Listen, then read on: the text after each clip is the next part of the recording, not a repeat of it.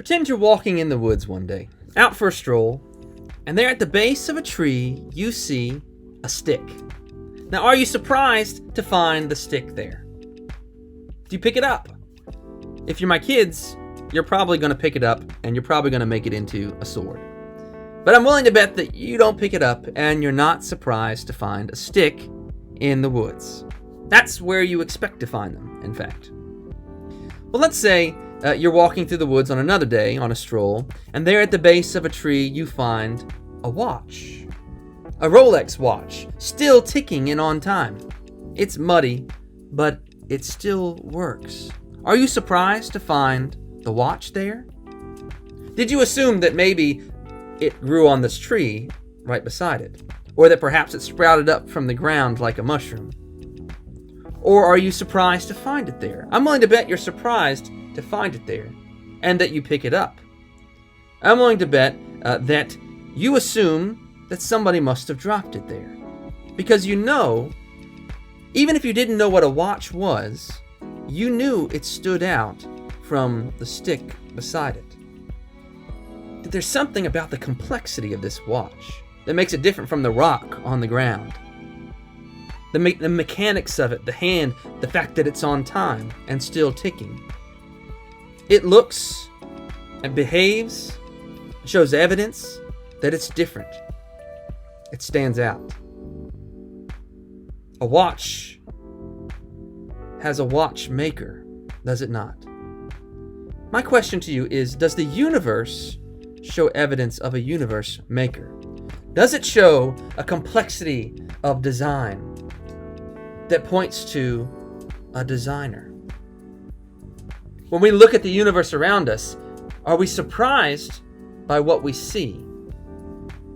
Or is it exactly as we would expect it to be if everything came about by chance? That's the question we ask today. Does the universe show evidence of design?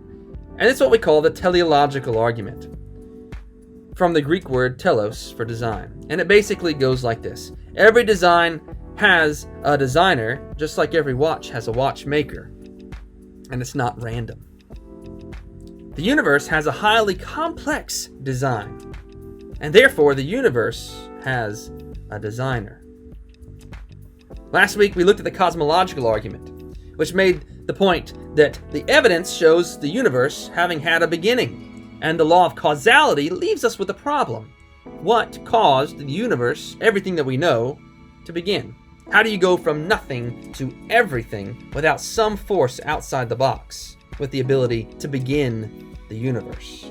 Some uncaused first cause. And that this sounds like God. That God is a perfectly reasonable conclusion to make. This week, we ask, does the universe show evidence of a design? That it's not random, that it's not up to chance? There's a term you might have heard before. It's called anthropic, the anthropic principle. And it comes from the Greek word meaning man. And it refers to the mounting evidence that has many, many scientists believing that the universe and the planet Earth are extremely fine-tuned to support human life. Intricately, precisely, fine-tuned for life as we know it. Fine-tuned. I mean, how many of you have ever heard a piano that wasn't in tune? Or a guitar that wasn't in tune? Even if one string is just a little off, it can make all the difference between a beautiful song and something you don't really want to listen to. This is where we look to mathematicians and statisticians who look at the probability of events. How probable is it that we would live in a universe and on a planet that supports life? If you flip a coin, the probability of it being tails is about 50%. 1 in every 2. So if you flip that coin 100 times, it would be tails about 50 times. 50 out of 100, give or take a few. Well, let me throw some numbers to you regarding some of the properties and constants in the universe around us as it relates to life. Take the gravitational constant. If the gravitational forces in the universe were off by 1 part in 10 to the 40th power, scientists believe life would not be able to exist. Now that's a 10 followed by 40 zeros.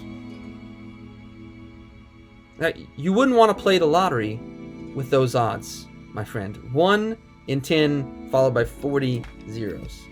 To get a sense of how big that number is, if you were to stack dimes across the entire United States and go up to the height of the nearest star past our sun, which is Alpha Centauri, it's approximately 4.37 light years away, you would still only have 10 to the 34th power dimes.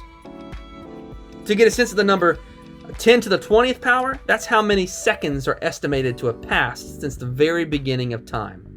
That's if we stretched a tape measure across the entire known universe, past all the stars and all the galaxies. And we imagine that the force of gravity is set to a 1-inch mark on that tape measure. If you were to move it 1 inch in either direction, no life. Take another number. The cosmological constant, which determines the expansion rate of the universe. If it were off in 1 by 1 in 10 to the 120th power, the universe would not be life permitting. It would be life prohibiting. Stephen Hawking, a British theoretical physicist, states, if the expansion rate of the universe was different by 1 part in 1,000 million, a second after the Big Bang, the universe would have collapsed back on itself and never developed galaxies. So if you change that expansion rate, the cosmological constant, by 1 minuscule amount, we wouldn't be here. Nothing would. Or take another number to consider. If the mass and energy present at the beginning of the universe were not evenly distributed, if they were off by 1 part in 10 to the 10th power to the 123rd power, I don't even know how many zeros that is, okay? The universe would be hostile to life of any kind. Now, does that sound fine-tuned to you? The amount of precision of these multiple factors, these forces, to make the universe so especially capable of life as we know it. There are also factors specifically related to our planet, to Earth. And this is sometimes what's called the habitability argument, that points out many seemingly unrelated factors have had to be simultaneously present for the Earth to contain life as we know it. Some of these are the fact that we live in what's called the Goldilocks zone. It's not too hot, it's not too cold. If we were any closer, we'd burn up. If we were any farther away from the sun, we'd freeze. The axial tilt, if that were changed slightly, then life as we know it would be impossible on Earth. If Earth's rotation were not 24 hours, changed it slightly, or if the size and distance of the moon, and thus the tidal forces from it, if that was changed slightly, then life as we know it would not be able to exist on Earth. Scientists are beginning to recognize the significance of Jupiter as the protector of Earth from comets and meteors. And that the sun, if it were of a different size or a different type, life would be impossible as we know it right here on Earth. Yet, all these factors coalesce, and you and I can talk about it. We exist.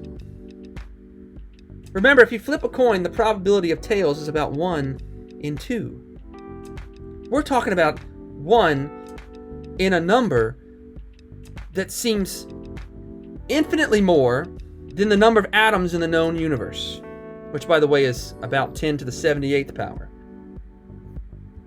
The universe appears undeniably, exquisitely fine-tuned for life to exist, with many factors coalescing at the same time to make that possible. The question is, what's the best explanation for that? What's the best explanation for the fine-tuning of the universe and Earth's ability for life? Is it physical necessity? Is it necessary the universe be life-permitting? Now, many accept it whole hog and don't even ask the question. But we've seen the odds. It's infinitely more possible that the universe would be life-prohibiting. There's absolutely no scientific reason to suggest that all of these constants, all of these factors, be so fine-tuned by necessity. Second, is it chance? Did we just get really, really, really really, really, really, really, really lucky. I mean, small patches of order, they are far more likely than what we see. What we see is multiple unrelated attributes intricately fine-tuned for a delicate balance that allows this universe and the planet Earth to have life.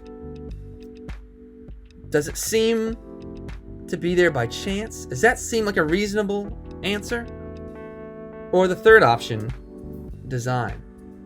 Fred Hoyle writes, a common sense interpretation of the facts suggests that a super intellect has monkeyed with physics, and that there are no blind forces worth speaking about in nature.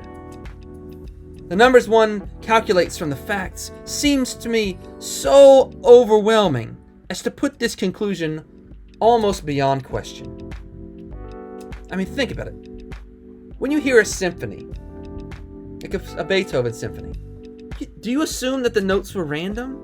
That someone found the music and then it was a happy accident of a bunch of raindrops on 200 pages of manuscript paper?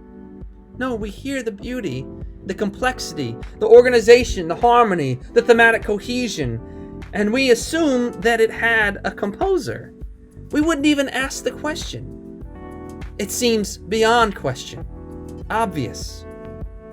How can we possibly come to the conclusion that all we see in the universe is merely the product of time plus matter plus chance? The universe shows evidence of design, and design requires a designer. The Bible says, the heavens declare the glory of God. The skies proclaim the work of his hands. Day after day they pour forth speech. Night after night they reveal knowledge. We're going to look more at design next week. But I want to leave with a few recommendations of people to check out their works. First, J. Warner Wallace.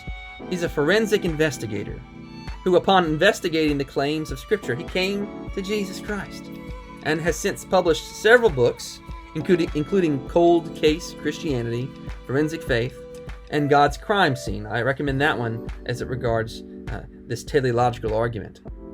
There's even a series of these books that are kid versions for middle school-aged kids. I really recommend those. Also, I want to encourage you to check out the ministry of John Lennox. He's the emeritus professor of mathematics at Oxford University. He has more PhDs than I have ever heard of anybody having. And he's a fascinating, funny guy to watch, especially when he debates different atheists, including a famous debate with Richard Dawkins that's really worth watching on YouTube. He's humorous, he's easy to listen to. I encourage you to look him up if you get an opportunity to. Next week, we're going to take one more look at the evidence for design, and we're going to look at the human cell. Thanks for joining. I'll see you next week.